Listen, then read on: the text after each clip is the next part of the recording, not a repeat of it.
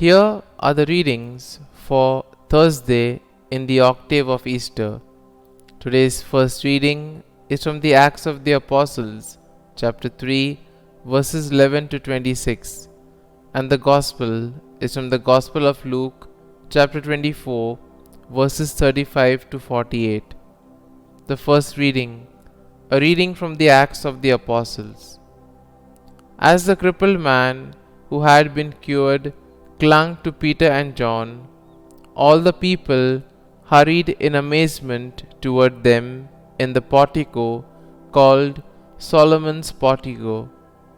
When Peter saw this, he addressed the people, "You children of Israel, why are you amazed at this?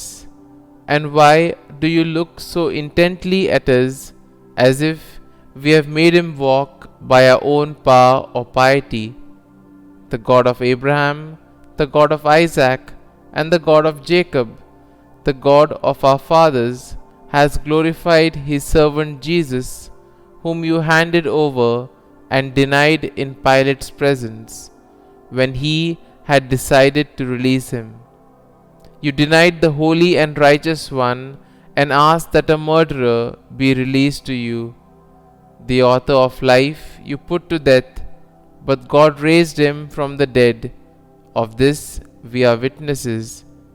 And by faith in his name, this man, whom you see and know, his name has made strong, and the faith that comes through it has given him this perfect health in the presence of all of you.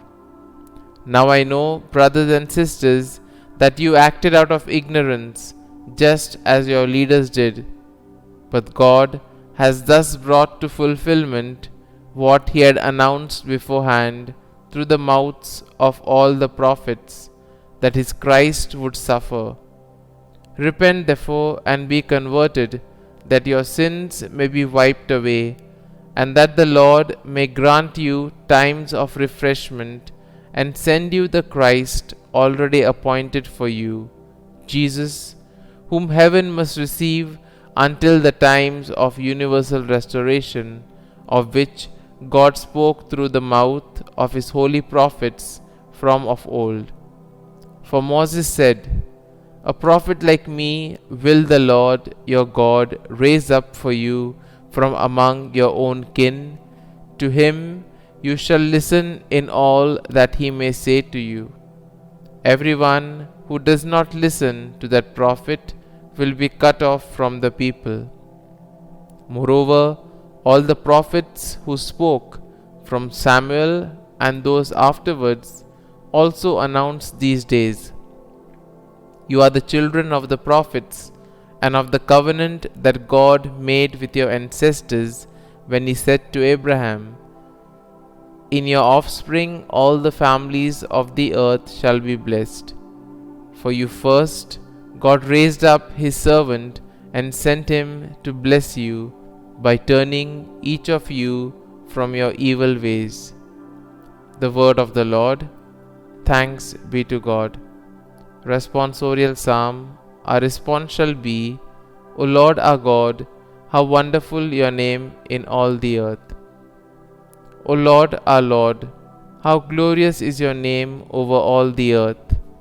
What is man that you should be mindful of him, or the Son of Man that you should care for him? Response.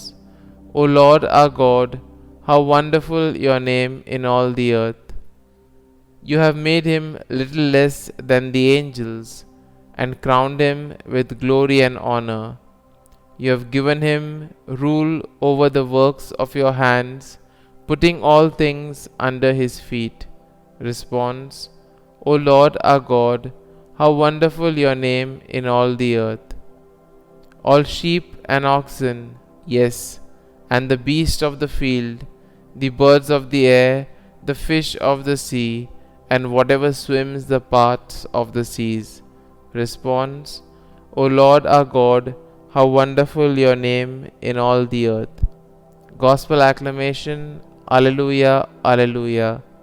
This is the day the Lord has made. Let us be glad and rejoice in it. Alleluia, Alleluia.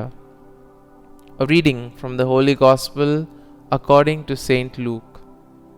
The disciples of Jesus recounted what had taken place along the way and how they had come to recognize him in the breaking of bread. While they were still speaking about this, he stood in their midst and said to them, "Peace be with you." But they were startled and terrified and thought that they were seeing a ghost. Then he said to them, "Why are you troubled? And why do questions arise in your hearts? Look at my hands and my feet, that it is I myself. Touch me and see, because the ghost does not have flesh and bones, as you can see I have." And as he said this, he showed them his hands and his feet.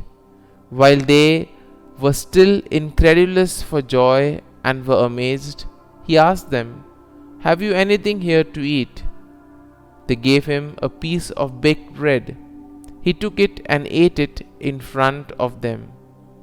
He said to them, "These are my words that I spoke to you while I was still with you, that everything written about me in the law of Moses and in the prophets and Psalms must be fulfilled."